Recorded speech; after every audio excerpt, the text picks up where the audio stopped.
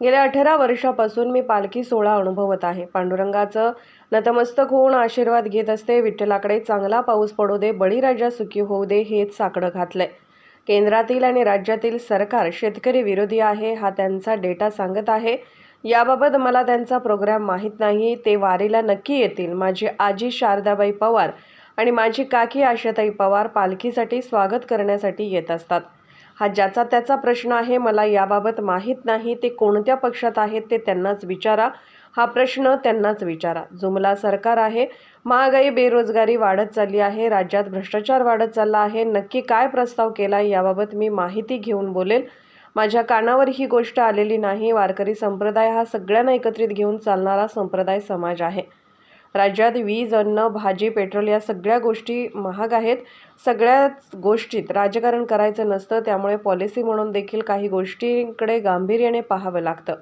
मी सुनेत्रा वहिनीला भेटली. त्यांनी आरती केली. माझी आई प्रतिभा, काकी सुनेत्रा, वहिनी यांनी एकत्रित पालखीचा आनंद घेतला. काय सांगणार, जे पांडुरंगाच्या चरणी एवढीच प्रार्थना मी दरवेळेस करते, कारण का मी 18 वर्ष पालखी चालते आणि या पालखीमध्ये एक आनंद उत्सव साजरा करण्यासाठी मी इथे येते.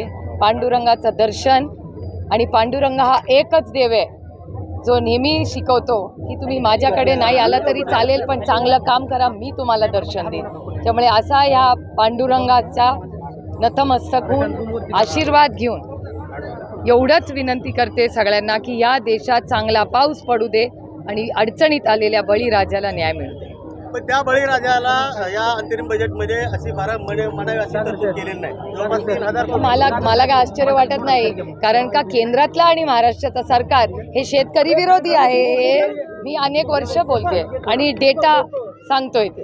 काही उद्या पवार साहेब वारी चालणार आहे, कुठपासून किती चालणार आहे? नाही, मला नाही त्यांचा प्रोग्राम माहिती, पण ते उद्या वारीला येणारच आहेत. त्यांना मागच्या आठवड्यामध्ये ते काटेवाडी, पिंपळी आणि त्या भागात गेले होते, तेव्हा तिथल्या सगळ्या गावकऱ्यांनी त्यांना सांगितलं की त्यांनी हा आग्रह केला की त्यांनी आलंच पाहिजे.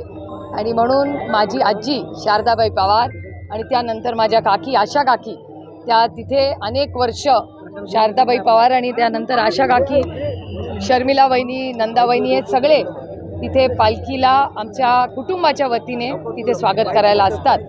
आणि ह्यावेळेस आदरणीय पवारसाहेब ही येणार आहेत. ही माझ्यासाठी एक खूप आनंदाची गोष्ट आहे, कारण का मी पालखी दरवर्षी चालते. त्याच्यामुळे त्या उत्साहामध्ये आज माझे आई वडील ही माझ्या आणि माझ्या कुटुंबात माझ्या काकी, माझ्या वहिन्या सगळ्या सहभागी होत्या. ती खूप आनंदाची गोष्ट आहे. चौकात एक बॅनर लावलेला आहे राजकारणाच्या पंढरीत, वारकऱ्यांचे स्वागत, त्यावरती सर्वांचेच फोटो, दादापासून सर्वांचे फोटो लावले. तो त्यांच्या अंतर्गत प्रश्न ना, त्यांच्या पक्षाचा. मी कसं काय बोलणार? पवार साहेब, अजित दादा, सर्व तुमचे उमेदवार सर्वांचे एकत्रित फोटो लावलेले ते नाही बाबा मला माहिती. कोणत्या गटाचे? पवारसाहेबांच्या गटाचे का अजितदादांच्या? हा पक्षाचं तुम्ही त्यांना विचारायला पाहिजे, मी कसं सांगणार? जी वारीच्या संदर्भात मुख्यमंत्र्यांनी घोषणा केलेली होती की 20,000चं, ते अजूनही तातून मदत जी आहे ती वारकऱ्यांना भेटलेली नाही. जुमलेबाज सरकार केंद्रातलंही आहे आणि राज्यातलंही आहे. त्याच्यामुळे मला काही नवीन वाटत नाही. दुधाला 5 रुपये देणार होते, 6 महिने झाले, कुठे आले दुधाला पैसे? महागाई वाढत चालली आहे, बेरोजगारी वाढत चालली आहे आणि राज्यात भ्रष्टाचारी वाढत चालला आहे. त्याच्यामुळे हे महागाई, बेरोजगारी, भ्रष्टाचारी सरकार आहे. शिंदे गटाकडून राहुल गांधींना विरोध होतोय की त्यांनी वारीमध्ये येऊ नये, अशा पद्धतीने विरोध करणं योग्य आहे? मी माझ्या कानावर ही गोष्ट आलेली नाही आहे, पण वारकरी संप्रदाय हा सगळ्यांना एकत्र घेऊन चालणारा, नेणारा असा हा संप्रदाय, ज्याचा अविभाज्य भाग मीही आहे.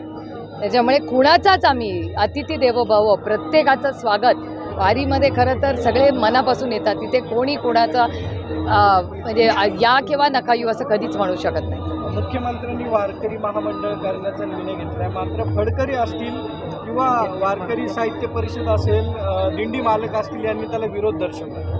बघू आता मी नक्की काय त्यांनी प्रस्ताव केला या माहिती नाही. पूर्ण त्यांचा प्रपोजल तर येऊ द्या, मग बघू काय त्यांनी प्रस्ताव ठेवला. देशामध्ये सर्वात जास्त वीज जी आहे, वीज महागाई आहे आपल्या महाराष्ट्रात आहे. पण ती महागाई कमी करण्यासाठी बजेटमध्ये जास्त तरतूद केली नाही, फक्त 11,000 कोटीच केले. पण एक तर वीज पण महाग झाली आहे.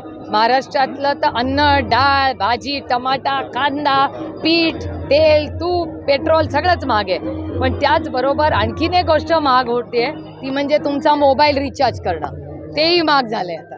त्याच्यामुळे यांनी काहीच ठेवलं नाही या सरकारने. या विजयचा झटका बसेल वाटतं का? झटका बसायचा विषय नाही, सगळं राजकारणात नसतं, काही गोष्टी पॉलिसी म्हणून गांभीर्याने पण घ्यायच्या असतात आणि त्याच्यामुळे हे जुमलेबाज सरकार आहे.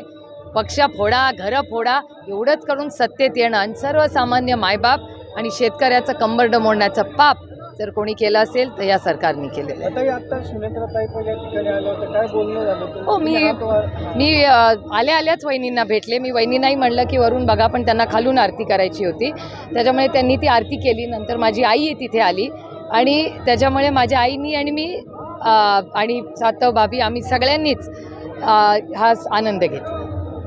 थँक्यू. धन्यवाद. रामकृष्ण हरी.